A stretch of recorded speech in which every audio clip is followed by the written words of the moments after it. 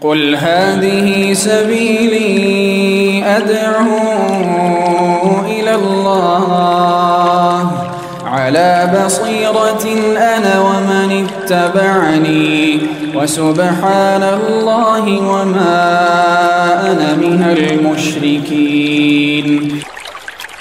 بسم الله الرحمن الرحيم. السلام عليكم ورحمة الله وبركاته. Alhamdulillah Rabbil Alamin, wassalatu wassalamu ala sayyidil mursalin Muhammadin sallallahu alaihi wasallam wa ala alihi wa sahbihi ajma'in. Ibadallah, usikum wa iyaya bitaqwallah, faqad fazal muttaqun. حيث يقول ربنا جل شأنه في محكم تنزيله: يا أيها الذين آمنوا اتقوا الله حق تقاته ولا تموتن إلا وأنتم مسلمون.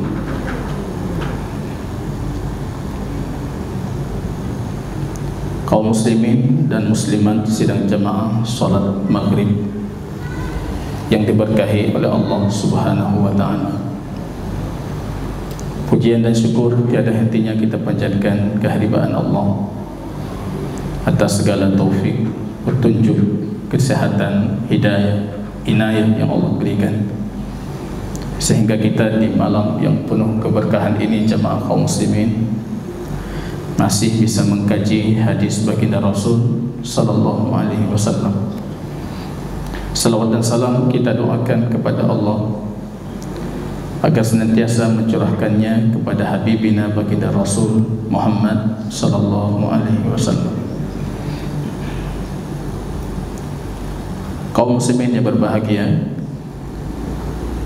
kita masih mengkaji kitab Imam Taqiyuddin Al-Maqdisi rahimahullah ta'ala yang berjudul Umdatul Ahkam, pilar atau pokok-pokok dasar-dasar hukum syar'i dari hadis baginda Rasul sallallahu alaihi wasallam. Di hadis yang kelima sebelumnya kita berbicara tentang hukum kencing di air yang tenang, al-ma' daim. Dan di sana kita memperhatikan banyak dari para ulama yang mengharamkan kencing di air yang tenang, dan juga kita sudah berbicara tentang hukum mandi junub atau janabah dari air yang tenang, bukan air yang mengalir. Kaum muslimin yang berbahagia, jika hal ini menunjukkan sesuatu, jemaah kaum muslimin, maka menunjukkan bagaimana Islam itu menjaga sumber daya air. Luar biasa Islam dalam menjaga itu, meminta kita, menuntut kita, dan mengharamkan kita untuk mengotori ataupun menjadikan air yang suci itu najis.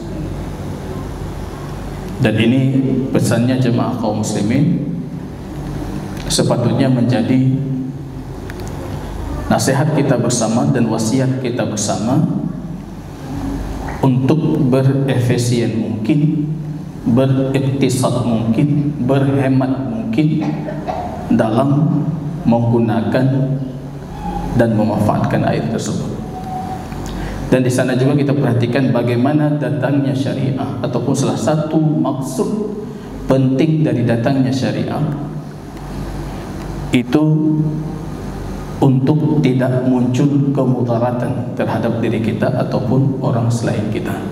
Maka dilarang kita kencing di air yang tenang atau mandi junub di air yang tenang, karena hal itu bisa membawa kemudaratan bagi orang lain yang ingin memanfaatkan airnya.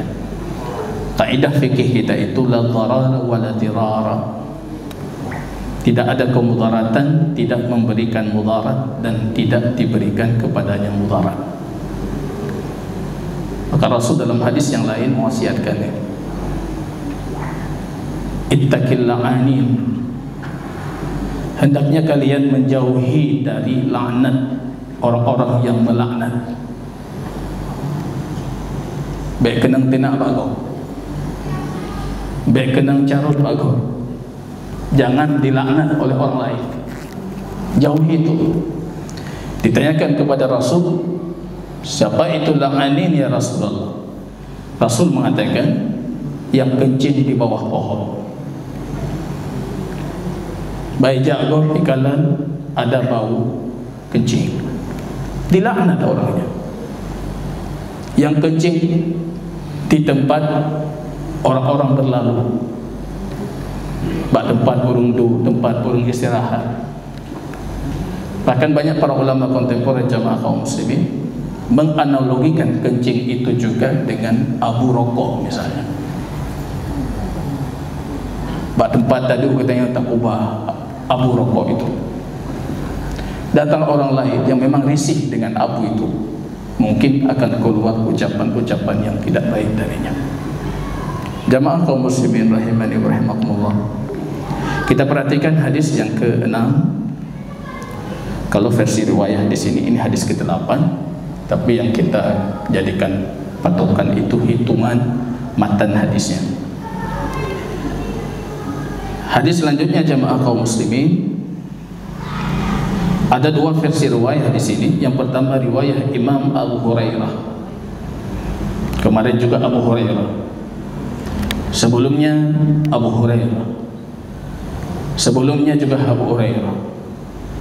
6 hadis yang sudah kita ambil, mungkin 4 dari 6 hadis ini riwayat Imam Abu Hurairah. Sudah berulang kali kami jabarkan biografi tentang sosok Abu Hurairah. Kalau anda ingin menjadi seorang penuntut ilmu, maka jadikan Abu Hurairah itu sebagai panutan. Ja'bun Hanatrin 4 tahun bersama baginda Rasul, tapi menguasai hadis-hadis baginda Rasul melebihi yang dikuasai oleh para sahabat senior. Apalagi kita di zaman fitnah ini. Tajak buitrin hamalim begitu. Tajak tikulan rim cara. Makanya kalau ingin menjadi penuntut ilmu, jadi seperti Abu Hurairah, dengan kegigihannya, dengan kesungguhannya. Walaupun sedikit yang kita pelajari, tapi itu menghasilkan dan berbuah. Jamaah kaum muslimin rahimani wa rahimakumullah. Dari Abu Hurairah bahwasanya Rasul sallallahu alaihi wasallam bersabda. Ini yang jadi tujuan majelis kita. Tujuan saya duduk di sini dan anda duduk di hadapan saya, mendengar apa kata Rasul. Kalau saya mengatakan si fulan berkata, jenao. Tapi ketika saya mengatakan Rasul sallallahu alaihi wasallam bersabda, ini tujuan kita hadir. Mendengar apa kata Rasul, mengikuti apa yang ditunjuk oleh Rasul sallallahu alaihi wasallam. Tanpa mengatakan bukan seperti itu, kan laganya. Yang kamu tupukan laganya. Cukup bagi anda ketika kita mengatakan Rasul sallallahu alaihi wasallam bersabda. Ini masih berkaitan dengan pembahasan bersuci, dan kali ini kita berbicara tentang mensucikan sesuatu yang dijilati oleh anjing. Ini najis mughalladhah, najis yang berat. Anjing itu binatang yang dihukum keji secara syariah, dan najis yang dibawanya dikategorikan najis berat. Idza syaribal kalbu fi ina'i ahadikum, kata Rasul. Hadis ini jamaah kaum muslimin, orang yang kepalanya sudah terpengaruh dengan pemikiran liberal, hai tamang lawan hadisnya. Mereka akan bertanya, kejit laginya, kejit harus laginya. Padahal tadi kita sudah mulai mengatakan cukup, kata Rasul sallallahu alaihi wasallam. Rasul bersabda, "Idza syaribal kalbu fi ina'i ahadikum." Kalau anjing itu meminum, ini lafaz Imam Malik masyhur, di salah satu bejana kalian, falyaksilhu sab'an, maka hendaknya dia mencucinya 7 kali. Ini riwayat Abu Hurairah.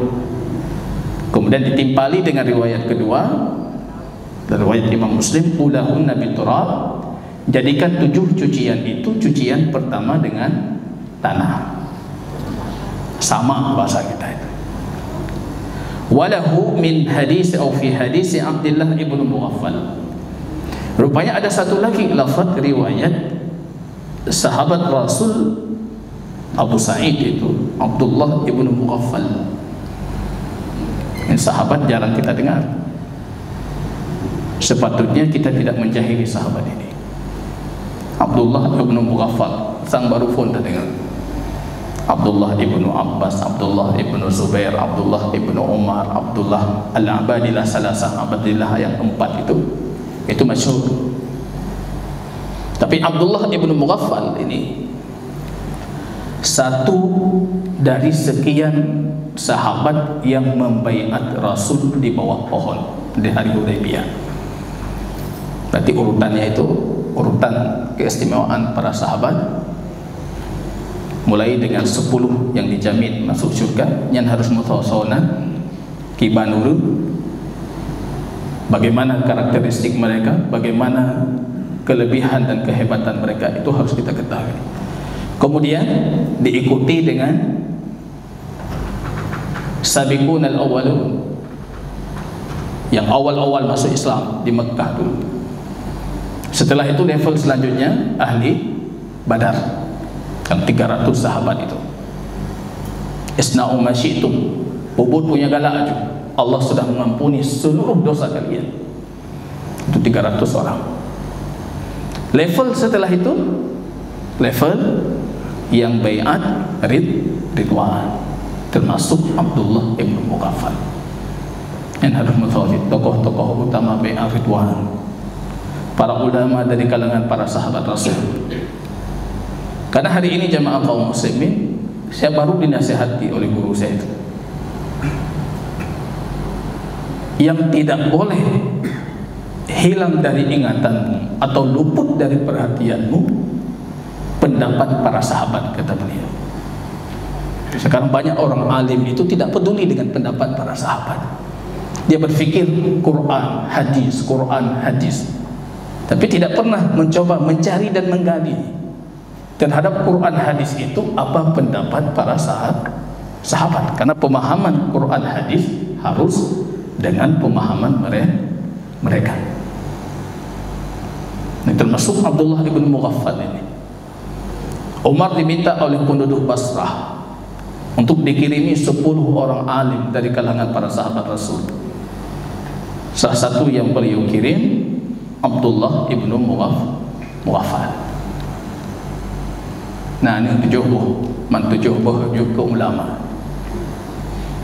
Ini yang jarang dari kita, Pak.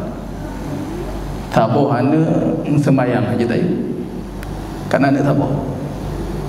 7 anda, alah ustaz, taboh batat ke hanapu dah ke. Orang 7 anak itu 7-7-nya jadi ulama. Abdullah bin Mughaffal. Salah satu muridnya paling populer Al-Hasan Al-Basri. Nah, beliau dikirim ke penduduk Basrah. Lahir ulama-ulama dari generasi tabi'in di Basrah. Dalam versi Abdullah ibnu Mughaffal, ini lafaznya sedikit berbeda. Qal Rasul sallallahu alaihi wasallam bersabda, "Idza walaghal kalbu fil ina'i faghsiluhu sab'an wa afiruhu saminata biturab." Kalau sekiranya anjing itu melakukan wulu, walagh, Maka versi bahasa Arab ini harus kita kaji betul apa itu lafaz yang digunakan oleh Rasul. Anjing menjilat itu macam-macam. Kadang dia menjilat zat yang cair, itu namanya walagha. Baik dia meminum atau tidak minum. Kadang ijilat kan ana ijib. Kalau sudah minum syariba, minum. Kalau yang dijilat itu zat yang padat, maka kata yang digunakan itu la'iqa, termasuk kita. Maka dalam hadisnya, ini sunnah yang jarang kita lakukan. Bahkan mohon maaf, banyak dari kita yang merasa jijik. Idza akala ahadukum ta'aman, kalau kalian makan makanan, kata Rasul, fala yamsah yadah, jangan kamu membasuh tanganmu, jangan cuci tanganmu dulu. Fal yal'ikaha, hendaknya dia menjilatinya. Itu sunnah, Pak. Au yul'ikuha, kata Rasul, ataupun dijilati untuknya. Yang beralok itu lafadznya istrinya yang menjilatinya, mohon maaf. Jadi tangan suami makan bareng itu sunnah. Selesai makan, tangan dijilati istri, tangan istri dijilati suami. Jadi biar suami yang katruk jaro permah ada tem jaro tanya dijilati, tangan istri tak mau kita jilati. Di situ bentuk keromantisan dalam kita berkeluarga sesuai petunjuk Rasul. Kajian lagi nyon pakan urina. Yang dijak drone takan hormon pegah urina hepati. Nya hananya galak ro ne nyan habaro kan habat tungku. Ne pakan. Sehingga bisa kita amalkan sunnah ini. Falyal'iquha, hendaknya dia menjilatinya. Para ulama mengatakan ini untuk yang jomblo, yang golongan urina, dia menjilatinya. Tapi kalau dia sudah punya pasangan, falyul'iquha, hendaknya dijilati untuknya. Kenapa? Kita bertanya kenapa? Fa innahu, karena kalian itu tidak tahu fi ayyi ta'amihil barakah, di mana letak keberkahan dari makanan kalian. Bisa jadi yang berkah itu sisa sedikit di tangan itu. Yang kamu makan 2 piring itu tidak berkah. Yang sisa di ujung tangan kita itu yang diberkahi. Maka kalian nggak tahu di mana letak berkah itu. Itu perkara gaib. Untuk itu kita menghabiskan makanan kita. Di sini Rasul menggunakan lafaz la'iqah. Kalau tadi anjing walagha. Walagha itu untuk rasa cair. Dia jilati air, dijilati kuah, dijilati zat yang cair. Baik dia meminum atau tidak meminumnya, itu sudah masuk ke dalam hukum bulugh. Atau la'iqah, justru kita dapati ada riwayat yang menggunakan lafaz syaribah atau la'iqah. La'iqah tadi untuk sesuatu yang padat atau zat yang beku, yang keras. Artinya bukan zat cair. Atau kadang-kala anjing itu dalam Quran itu intadrukuhu yalhas, itu lahisa. Lahisa itu dia menjilati tapi sesuatu yang kosong. Atau hana, tapi mangkok itu dijilati, itu lahisa, yalhas. Jangan seperti anjing, kalau kamu berikan dia menjilatinya, kalau tidak tadrukuhu yalhas. Ini jamaah kaum muslimin rahimani wa rahimakumullah.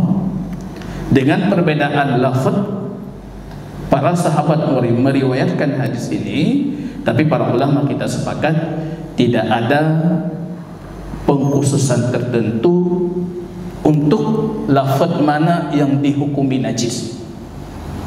Semua bentuk jilatan anjing itu, zat cair kan, zat beku kan, ataupun dia menjilati bejananya tanpa air di dalamnya, masuk juga dalam hukum najis. Ini jamaah kaum muslimin. Maka dari sini, sebelum kita berbicara tentang hukumnya, ada larangan keras untuk memelihara anjing. Ini ada larangan keras itu. Baca-baca kagala dia. Rata-rata urung mekal akhir. Kemudian di minimarket kita, di supermarket kita sudah tersedia itu makanan anjing. Buat lebih mahal makanan anjing pada makanan kita. Makanan anjing itu ada larangan keras. Illa liqtina, kecuali anjing yang dibolehkan kita gunakan. Kalau dulu masyarakat dulu melakukan safar jauh, dibekali dengan anjing yang sudah terlatih, anjing penjaga kebun, anjing penjaga perjalanan, anjing yang digunakan ataupun difungsikan untuk fungsi tertentu yang dibutuhkan. Itu boleh menggunakan, tapi tetap berhukum najis. Boleh menggunakan, Anda tidak berdosa dengan menggunakannya. Tapi yang tanpa manfaat, ya, cuma kegalak. Nah, manfaat Ustaz, galak itu kan manfaat yang diiktibarkan dalam syariat.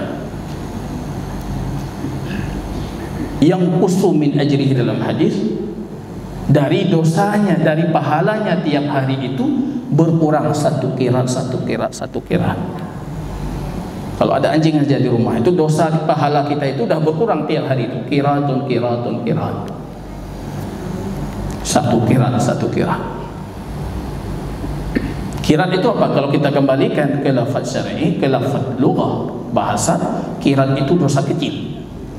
Bacut kata. Tapi kalau kita kembalikan ke hadis salat jenazah itu, fadilah salat jenazah, kirat itu kata Rasul apa? Sebesar gunung Uhud. Para ulama tidak bisa memastikan itu kirat yang dimaksud, yang dikurangi dari pahala orang yang memelihara anjing itu kirat gunung Uhud atau pahala yang sedikit. Tapi sedikit itu orang ada sedikit menyana pahala. Jika ini harus jadi perhatian kita bersama. Masyarakat di sekitar kami dulu di Yaman, tempat tinggal saya, itu hampir satu rumah itu punya berapa anjing itu? 5 anjing, 30 anjing. Padahal di kota, tetangga juga punya seperti itu, semua punya. Para ulama negeri Yaman capek itu menasihati mereka. Mimbar masjid tidak pernah berhenti mereka berkoar-koar tentang bahaya memelihara anjing. Fa innal malaikata la tadkhulu buyutan, para malaikat tidak masuk rumah yang ada anjing. Tapi kalau kita yang hanapu Ustaz, jadi malaikat pencatat amal keburukan hanya kita mengerti. Yang masalah gaib. Yang jelas malaikat pembawa rahmat, kata pensyarah hadis, tidak masuk ke rumah yang ada anjing. Kita jangan latah. Gobna tanyo halusna, padahal itu menyelisihi dari syariah kita itu. Ini jamaah kaum muslimin rahimani wa rahimakumullah. Hukum syar'inya di sini, dalam hadis ini Rasul sallallahu alaihi wasallam mengatakan, idza syaribal kalbu, kalau anjing itu, jadi al-kalbu itu alif lam di sini dalam ilmu bahasa namanya alif lam listighraqil jins, yang mencakup semua jenis anjing. Itu mencakup. Karena alif lam di sini sudah masuk semua anjing. Jika anjing itu meminum, anjing itu mencakup semua jenis anjing. Yang dibolehkan kita manfaatkan ataupun yang tidak dibolehkan. Anjing yang hana tari ataupun anjing yang tari. Beda kita anjing yang katari ke hana najis. Yang najis anjing utau bajalan. Enggak, itu semua anjing. Dalam hadis yang lain, nahan Nabi an samanil qalb wasinbur, Rasul melarang dari harga anjing dan sinbur, kucing. Hanjit mekat meong, hanjit mekat anjing, nggak boleh jual. Kalau harganya dilarang, diharamkan, berarti jual belinya juga diharamkan. tidak boleh jualan. Harganya itu khabis. Dalam hadis yang lain, thamanul qalbi khabithun, harga atau uang dari anjing itu khabis, jelek. Itu pendapatan yang jelek, sumber keuangan yang jelek. Jadi jangan, itu dilarang. Dalam satu riwayat, illa kalbu saydin, kecuali anjing yang digunakan untuk berburu. Tapi itu riwayat yang perawinya salah menambahkan riwayat. Seharusnya itu bukan berbicara tentang harga anjing, tapi itu ketika berbicara tentang anjing yang boleh digunakan. Kita menggunakan anjing, memelihara anjing, kecuali anjing berburu. Kalau harga anjing, uang dari anjing, pendapatan dari anjing, itu semuanya diharamkan dan pendapatan yang busuk, khabis. Ini belum lagi jamaah, kita masuk ke dalam pembahasan bersuci. Kalau Anda memelihara anjing, jadi apa yang Anda punya itu tidak lepas dari jilatan anjing. Ini tidak berlepas dari ini. Bisa jadi dia menjilat ini, menjilat itu, dan kita tidak mensucikannya dengan sebenar-benarnya. Jadi ini masuk semua jemaah kaum muslimin, baik itu yang dijilati zat cair, yang dijilati zat beku, yang dijilati bejana kosong atau bejana berisi. Ini semuanya masuk ke dalam hukum. Dan ini keyakinan mayoritas para ulama, anjing itu najis, kecuali madhab Maliki saja yang mengatakan anjing itu suci. Yang madhab Imam Malik. Tajak Afrika Utara, ya, Maroko, Sudan, Jazair, mayoritas mereka bermadhab Maliki. Kalau untuk anjing rata lagu anjing, karena memang suci dalam madhab mereka itu. Tapi kita yang Syafi'iyah ataupun mayoritas para ulama lainnya, anjing itu najisnya najis mughalladhah. Imam Malik berdalil, dulu di zaman Rasul anjing banyak itu yang masuk Masjid Nabawi itu, keluar masuk masjid. Kalau najis, kenapa dibiarkan masuk itu? Lupa mungkin beliau kalau tanah masjid itu mensucikan itu. Masjid Nabawi itu tanah kerikil di atasnya, itu mensucikan. Dan itu bukan dalil. Kita punya dalil yang jelas di sini. Kalau anjing itu menjilati, kalau Imam Syafi'i mengatakan kalau sekiranya lidahnya saja itu najis, apalagi anggota tubuh lainnya, mimbabil aula, lebih utama untuk dinajiskan. Karena yang paling mulia dari kita apa? Lidah, kepala kita. Kalau dulu ada seorang pembantu raja meminta itu untuk membeli daging yang paling enak. Nah, pembantu ini hakim, dia bijaksana.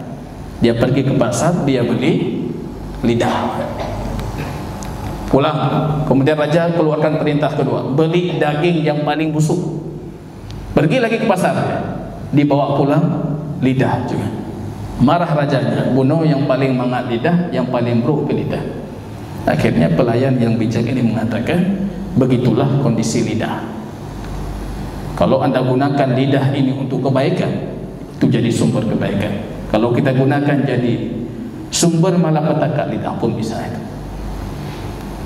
Imam Syafi'i mengatakan kalau lidahnya saja, liur lidahnya itu najis, apalagi yang lainnya, bulu-bulunya, kulitnya, keringat di tubuhnya, itu semuanya najis.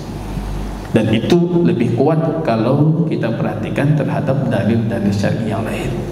Jadi apapun jenis anjing, kalau dia menjilati salah satu bejana kalian, berarti ini berbicara tentang air atau tempat air yang sedikit. Jadi kalau air yang banyak ya tidak masalah. Kita punya kolam yang sangat besar, tiba-tiba dijilati anjing, ya airnya masih suci, karena kolamnya terlalu besar untuk terkotori dengan najis. Karena hadisnya ini berbicara tentang air yang sedikit. Ina, bejana kalian ataupun salah satu dari bejana kalian. Falyaksilhu sab'an, maka hendaknya dia mencucinya 7 kali. Jangan pernah muncul di kepala kita lega thib, cuma 3 hanthib, kupu 7 juga. Nah, ini yang anehnya perawi hadis ini Abu Hurairah. Tapi Abu Hurairah punya pendapat mengatakan cukup 3 kali. Yang pertama dicampuri dengan tanah. Kalau Abu Hurairah, pendapat beliau 3 kali cukup. Yang pertama tanah, tapi yang paling sempurna 7 kali. Kalau kita merujuk ke hadis, kita nggak dapat itu pernyataan 3 kali itu. Mungkin itu produk ijtihadnya Abu Hurairah. Jadi produk ijtihad beliau. Tapi yang harus kita katakan, riwayat beliau menyelisihi pendapat. Mana yang harus kita kedepankan? Riwayat. Ya. Kecuali beberapa dari madhab Syafi'iyah atau Malikiyah yang mengatakan beliau kan orang paling tahu hadisnya, jadi pendapat beliau harus lebih kita utamakan. Ini menyelisih kaidah yang sebenarnya dalam ilmu hadis. Ketika riwayat bertentangan dengan pendapat, ra'yun yukhalifu riwayat, fa riwayatun muqaddamah, maka riwayat itu yang harus kedepankan. Jadi bertanya-tanya lega thib, perga thib 7 kali. 7 kali. Dalam riwayat Imam Muslim, ulahunna biturab, yang pertama dengan tanah, yaitu tanah dicampur dengan air, langsung dibersihkan tempat yang dijilati anjing. Tempat yang dijilati anjing kita sucikan semuanya. Baru di madrasah kami musallanya kecil, rupanya anjing main di situ, ada kotorannya, ada ininya. Ya kita sama juga. Kali pertama kita bersihkan dengan tanah. Kalian lagi buka dengku. Apa tamang tanah dalam musalla. Memang seperti itu petunjuknya. Ulahunna biturab, gunakan kali pertamanya dengan tanah. Dalam riwayat Imam Tirmidzi, akhiruhunna, yang terakhir dengan tanah. Itu syad. Masa yang terakhir? Enggak logis ini. 6 kali pertama dengan air, kali yang ke-7 pakai tanah. Berarti butuh air lagi. Jadinya 8 nanti. Itu riwayat Tirmidzi, tapi hadisnya syad, hadisnya tertolak karena menyelisihi riwayat-riwayat yang kuat. Yang kuat itu ulahunna, ataupun dalam riwayat yang lain di antaranya. Jadi antara 7 itu ada yang menggunakan tanah. Boleh tidak mengganti tanah dengan yang lainnya? Nah, ini pertanyaan kita rasa terlalu berlebihan. Kita merasa rinso itu lebih dekat dengan kita dibandingkan tanah. Ibu tahu dalam tanah tidak ya Pak? Tanah itu lebih dekat dengan kita. Ustaz, rinso lebih mudah, Ustaz ini lebih mudah. Kalau dulu para ulama berselisih itu, madhab Syafi'i boleh, madhab Maliki, madhab Hambali boleh, ya, boleh diganti tanah ataupun yang bisa menghilangkan kotoran. Tapi hari ini sudah dilakukan penelitian-penelitian ilmiah, rupanya ada bakteri yang dimiliki anjing itu, dan dia akan sangat mudah mati ketika menggunakan tanah. Kembali berpegang teguh dengan hadis itu lebih mulia itu. Terlepas kita nggak tahu ini, nyokupu tanah ilmiah tanah hantro benar. Orang sudah meneliti itu dan terbukti rupanya tanah itu yang paling ampuh untuk bakteri yang dibawa oleh anjing. Maka jangan ganti dengan yang lain, tanah.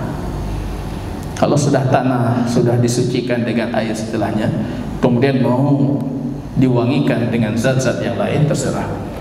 tapi tetap gunakan tanah karena itu sesuai dengan petunjuk Rasul sallallahu alaihi wasallam. Dalam hadis Abdullah ibnu Mughaffal di sini, faksiluhu sab'an, cuci 7 kali, wa afiruhu asaminata biturab, dan campur dengan tanah yang ke-8 dengan tanah. Ini hitungan ke-8, maksudnya yang tanah tadi sudah dicampur air, air yang dicampur tanah itu terhitung 1 ditambah 7 air bersih lainnya, akhirnya jadi 8. Ini mengumpulkan pendapat dalam hadis Abdullah bin Mughaffal 8 kali atau 7 kali. Tentunya para ulama semuanya sepakat dari kalangan para sahabat itu 7 kali. Yang paling utama menjadikan kali pertama itu menggunakan tanah. Ini wallahu ta'ala alam bisawab. Kalau ada yang patut kita diskusikan, kita persilahkan jemaah kaum muslimin rahimani wa rahimakumullah.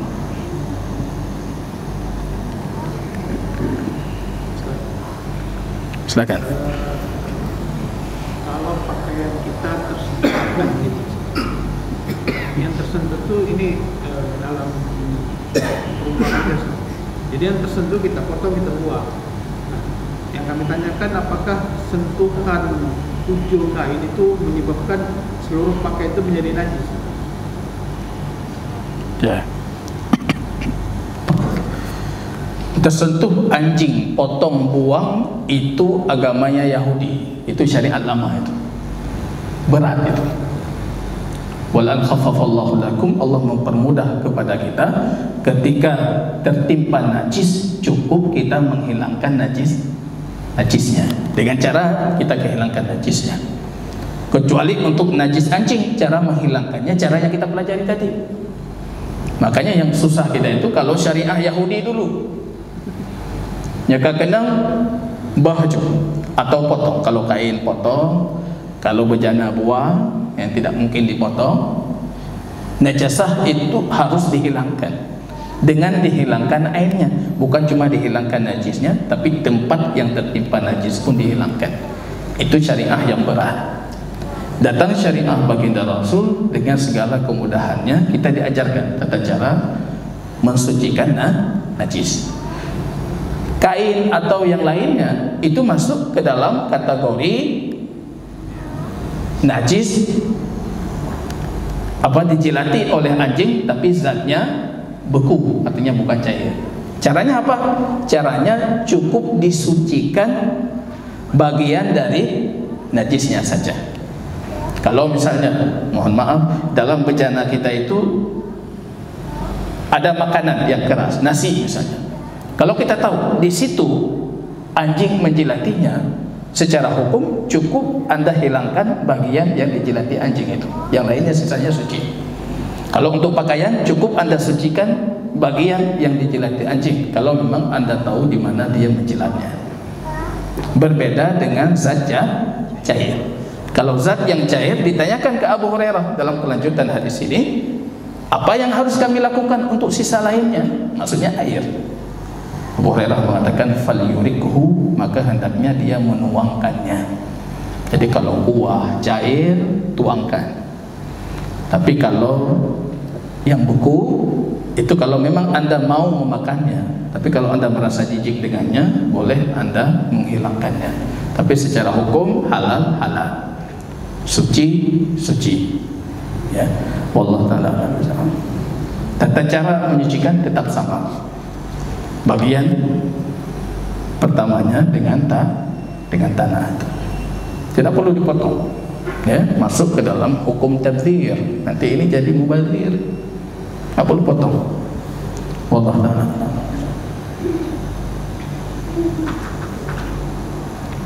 Ada yang lain? Silakan. Kalau yalhas, bejananya kosong.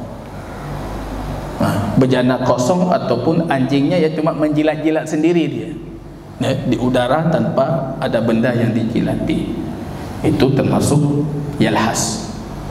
Kalau la'iqa itu untuk zat yang beku, bukan cair. Kalau walagha untuk yang cair. Wallahu ta'ala a'lam bishawab.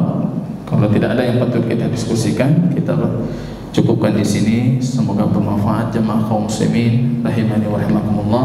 Subhanakallahumma wa bihamdika asyhadu an la ilaha illa anta astaghfiruka wa atubu ilaik. Assalamualaikum warahmatullahi wabarakatuh.